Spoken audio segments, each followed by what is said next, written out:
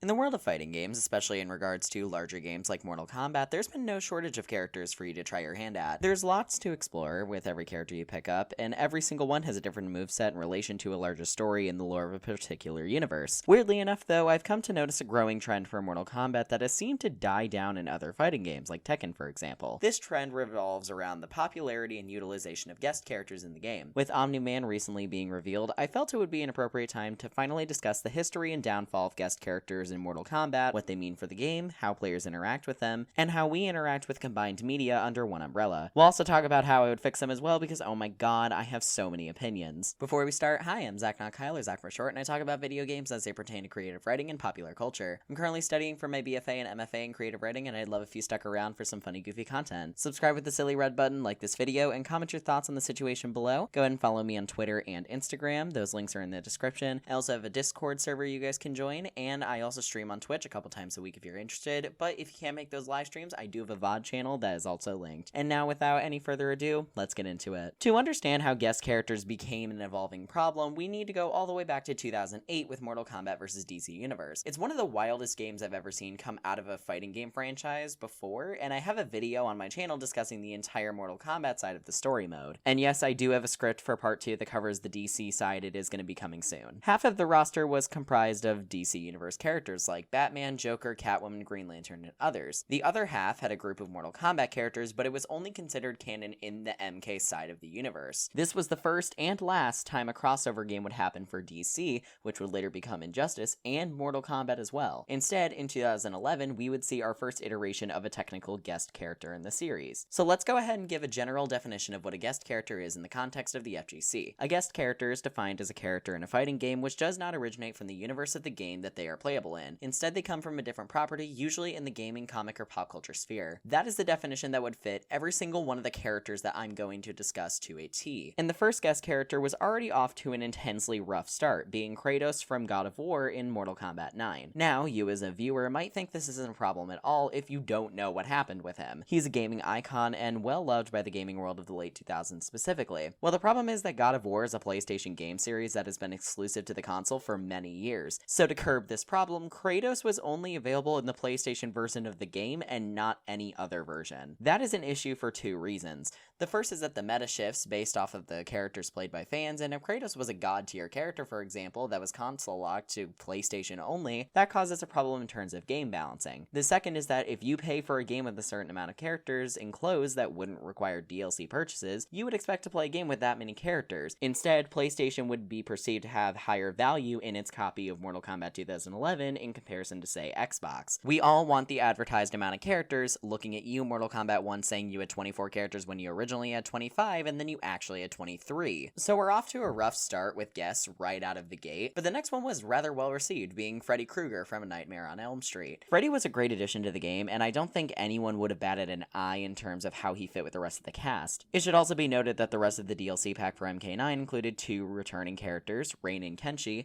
a new character, Scarlet, and the guest character we mentioned, Freddy. That's probably the best split you can get in a game like this. You have half returning characters, a quarter of it being new characters, and a quarter of it being guest characters. However, NRS would never use this split again, despite it working perfectly fine. When we hit Mortal Kombat X, we hit another roadblock for the DLC. This time around, we got 4 characters. We got 1 returning character with Tanya, a new character being Tremor, and 2 guest characters for reasons completely unbeknownst to me. Why is half the roster guest fighters? That's just a bad move to me. The 2 we got were actually pretty solid picks, being Jason Voorhees from Friday the 13th and Predator from the self-titled franchise. Don't worry though, it's going to get a lot worse. While these 2 characters made sense to most people since Jason was Freddy's rival and he was just in MK9, Predator made less sense since his biggest rival, Alien, wasn't in the game, and Jason was also disconnected from Freddy. Yet this is where we get the worst fighting game DLC I have ever seen. In the second combat pack, we got a returning character, being Bo Raicho, who is unanimously mid in terms of popularity. He's more of a meme than anything, never a serious roster character that anyone actually wants. Then we got Alien, which makes sense for Predator being in the first combat pack. Weirdly enough, a guest character is the most normal part of a Mortal Kombat combat pack. That's just so unbelievably strange. After this, we got Leatherface from the Texas Chainsaw Massacre, which, massive question mark there, honestly, I have no clue why this one happened. And then we got Triborg, who is a character that has 3 variations. One is Cyrax, one is Smoke, and one is Sector. Neither of these 3 characters were in the game yet. Side tangent, tangent, Triborg is probably the worst character in the entire franchise because the lore of Triborg makes no sense, on top of being lazy, on top of being the worst combat pack we've ever seen. It also made it evident that the variation system was not going to be beneficial moving forward, which is why it was done away with after Mortal Kombat 11. Rant over. If we wanted to fix these combat packs, literally just put Rain and Sindel in the game instead of Leatherface and Jason. That's it. It's not like they didn't have movesets. They had 3 NPCs in the Mortal Kombat 10 story mode with full movesets, and then they did variations, so we instead got, oops, all guesses and bad decisions. There was also the controversy of Alien using all of Baraka's moves in story mode instead of just giving us Baraka, and then Combat Pack 3 was teased for Mortal Kombat 10 and then never happened, and we move on to Mortal Kombat 11, where it is somehow still bad but better than MKX for sure. You would think with the lukewarm reception to the MKX DLC, NRS would sit down and think about what they could have done better for the DLC. They could give us better options for characters, give us more NRS favorites like Kenshi, Smoke, Reptile, and more. Maybe adding in more Easter eggs for characters that weren't there, which is something they did do for characters like Shang Tsung and MK11. Maybe we reduce the amount of guests. Or we could make every guest character we implement be the best characters in the game. No, I'm not kidding. The guests are very, very good. And they were for quite a while. They're very mid now, but on release, they were very unbearable. In the first combat pack, we got 6 characters. If we go back to our MK9 pack split from earlier, we could anticipate probably 3 returning characters, 1 new character, and 1 guest. And then the last spot could be any combination of the 3 categories. But instead, we got one of the more middle-of-the-road combat packs. It's not worse than MKX by any means, but it's worse than Combat Pack 1 from MK9. Nothing will beat Combat Pack 2 from MKX because that was awful, but that one was pretty low. We got 3 fan favorites to return, being Shang Tsung, Sindel, and Nightwolf. Great, keep going, we got this. Give us a really good guest people want. Spawn, okay great, Boons wanted him, fans have wanted him, this is really, really good. What about the split one? Do we want Cyrax, Sector, maybe a new character? Terminator? Okay, we can let it slide, because Dark Fate is coming out soon. We'll let it go. He's got good skin potential. Final character should probably be a new character, maybe a return- the Joker. Not you. You can choke. Okay, let's talk about the Joker, Ash Williams, and everything else that happened here situation. So one of the prospective DLC guest characters that we had was Ash Williams from Ash vs. Evil Dead. He's been floating around the list of possible DLC guest characters ever since Mortal Kombat 10, and it looked like everything was set for Ash Williams, Spawn, and Terminator to be in the first combat pack of MK11. However, no one knows what happened, but as early as initial advertisements for the combat pack in-game as of May of 2019, Ash was set to be in the combat pack, and then something got pulled and he was gone. No one knows why. Instead, they threw together another DLC character, and thankfully, due to Warner Brothers also owning DC Comics, the list of DC characters that NetherRealm had at their disposal thanks to NRS doing Injustice was bountiful. But yet somehow we ended up with one of the 10 characters that had already been used not even a decade prior, being Joker.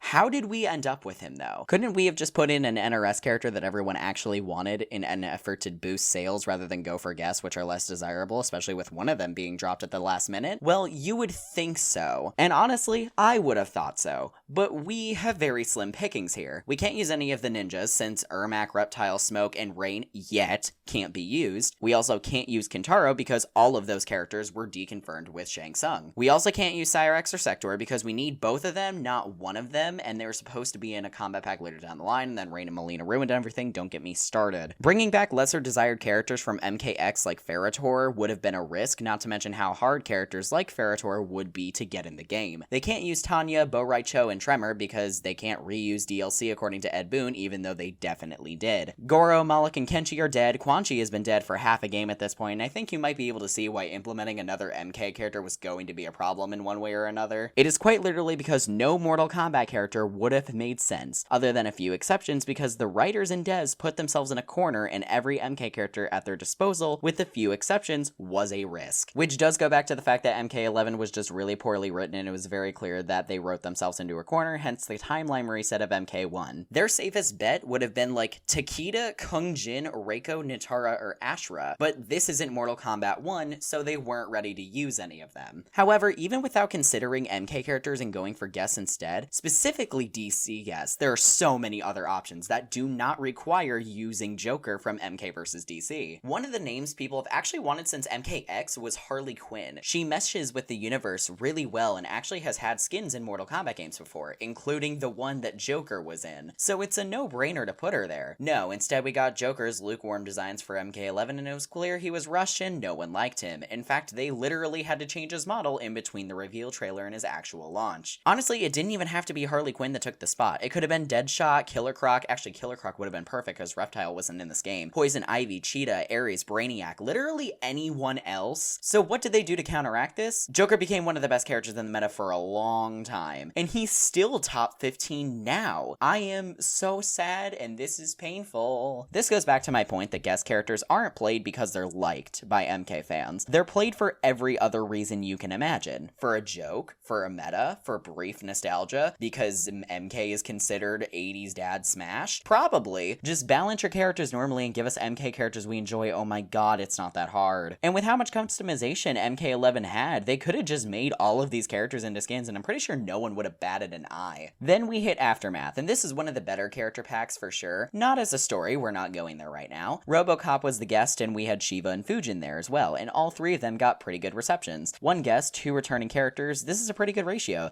and the next combat pack would also do that. I have to say that combat pack's character distribution was still fine. Just do 4 MK characters and 2 guests, it's really not that complicated. With the last few DLC packs for MK, we're looking really good in terms of learning from our mistakes when it comes to properly implementing characters into the game after launch. We could be on a path of relative normalcy. All that they had to do was give us more Mortal Kombat characters, specifically fan favorites, then add in relevant pop culture characters that fit the universe but have more MK characters than guests. Oh wait, Mortal Kombat 1 is here to mess all of that up. Mortal Kombat 1's DLC actually does seem pretty okay on the surface, but unpacking the DLC choices with context further makes this about as bad as MKX's Kombat Pack 2. It's downright awful. The weirdest thing about Mortal Kombat 1's DLC is almost all of these characters are great picks, but they are not great picks when they're put together. It's like whenever people talk about Drag Race casts retroactively, specifically All-Stars casts, where they think that all of the queens are great picks, but when you put them together on a cast, it makes them less good. Let me explain. So before we even touch the DLC characters as far as guests are concerned, we need to talk about Quan Chi and Ermac specifically, because fun fact, it was revealed that both of them were supposed to be main roster, and then none of them ended up being main roster, and everyone got irritated because we went from a roster of 25 to 23 when we were supposed to actually have a roster of 24 when it was advertised, and then we actually got 23, and now we're gonna have 29 characters after the first combat pack is out. I'm losing my mind. So we're already off to a bad start without even touching the DLC guests. So let's talk about them individually first. We have a 50-50 split again, which is sending me straight to hell. The 3 characters in question, though, aren't bad choices individually, except for one of them. Omni-Man from the Invincible series is a downright perfect choice for a guest character in Mortal Kombat, honestly. Violent, powerful, iconic, let him in. Then we have Homelander from The Boys, and this choice already kinda lost me. Homelander on his own is another fantastic pick, but having him right next to Omni-Man was a very weird choice. I honestly would have just put him in Kombat Pack 2 and it would have been better. Then they both get their time to shine without having everybody say that 1/3 of the first Kombat Pack of MK1 is Superman clones. They are never beating those allegations, I'm so sorry. Then we got Peacemaker, who is arguably the most hated guest we've ever gotten aside from probably Joker and possibly Rambo. All in all, he's like bottom 3 tier. Peacemaker was not the best option. We could have had any other DC villain. Hell, since we got Joker in MK11, throw Deathstroke, Lex Luthor, and Catwoman into this mix, along with Ares, Harley Quinn, Poison Ivy, Deadshot, literally everyone else, and somehow we got Peacemaker. Like, the novelty of beating the shit out of John Cena in Mortal Kombat is kinda cool for about 15 minutes. Like, this choice was just so wild to me. If you guys got Jean-Claude Van Damme for a Johnny skin, it's not like you could have just gotten a Peacemaker skin for someone else. Aside from the characters themselves, there are 5 issues to point out with just 6 characters, and that's a little bit embarrassing. First one, Omni-Man and Homelander being in the same combat pack when they serve the similar purpose of having superhero-styled supervillains in MK1. Then there's the Quan Chi, Ermac, and possibly Chameleon stuff that I just talked about. Also, 5 cameos and 6 DLC characters is a bit odd. I don't know how that distribution's gonna work. It would have just been better to do 6 cameos. It's not like they have a lot of moves anyway. We also have a 50-50 split of DLC guests and actual MK characters again. And the final issue is raised a lot more after Joker's inclusion in MK11 when Harley Quinn was right there, which is the fact that in 13 years of DLC being a thing, a female guest has not been a thing. Hell, there isn't even a female character in the Kombat Pack, despite Sonya, Serena, Jade, and Scarlet all having massive hype around possible returns for them. There is no reason that this DLC should have happened in the way that it did. Hell, somehow Takeda is the only DLC character that was justified, made total sense, and actually looks visually interesting. They took one of the most dogged on characters from MKX and made him the best character of the Kombat Pack. That, I will say, is impressive. Ermac should have been main roster, Quan Chi should have been main roster, Homelander and Omni-Man in the same pack was a terrible option from the jump, and Peacemaker made absolutely no sense, and then Takeda is just there. Takeda deserves so much better than whatever this was. So I've ragged on about this for long enough, but how would I actually fix this? To fix the current Kombat Pack, I would have started by delaying the launch of MK1 so they could finish Quan Chi and Ermac and have a base roster of 25. Then just put 2 more NRS characters into the mix for a Kombat Pack. I would personally say Jade and Kentaro due to personal bias since I really like them as characters, but let's just say them since we have 2 fresh faces to add to the roster, including our token Shokan of every single roster, and a character that the fans have been foaming at the mouth for months. It's me, I am the fans. Then take out Peacemaker and swap in a female DLC guest like Harley Quinn, Poison Ivy, or Cheetah. We'll just say Harley to make this easier on our brains since I've referenced her a whole lot. Then shelve Homelander for Kombat Pack 2 and Omni-Man stays. Finally, take a cameo fighter from the main roster and turn them into a fully fleshed out character. For all intents and purposes, we'll use Kano. Now we have 4 NRS characters being Kentaro, a Shokan, Takeda, a recent newcomer from MKX, Jade, an OG Trilogy favorite, and Kano, one of the original 7 fighters in Mortal Kombat. Then you have Omni-Man, a character who perfectly fits into the universe, and Harley, who fans have been wanting since MK vs. DC left her out. This fictional Kombat Pack would have me buying it so fast it's not even a joke. So what can we take from the situation that we're actually being presented? The biggest thing that I can take out of this is that guests don't have to go away, but they have to change. Going back into Mortal Kombat 9, the guests were mostly okay, but then they got crazier. MKX did it wrong, giving us the worst DLC pack in the franchise, and then MK11 almost got it right and picked up steam, but then MK1 crash landed in my front yard to ruin things. So now we may not know where to go from here. Maybe making cameos the area where guests can go to be useful, but not taking spots from the roster is the best solution. Maybe lowering the amount of guests and then using cameo slots to compensate for that is better. There's options, but it's ultimately up to NetherRealm to choose which one is the most functional. But I think that's where I will leave my very long tangent for today. Do you guys like Mortal Kombat's guest characters? Do you not like Mortal Kombat's guest characters? Do you have a favorite, a least favorite? Is there a character you're waiting to see? Is there any NRS characters you're waiting to return? Maybe you just want Injustice 3. I don't know. Let me know in the comments down below. And with that, I'm gonna go maybe make that Mortal Kombat vs. DC Part 2 video because this video definitely reignited my spark to make that. Bye, sis.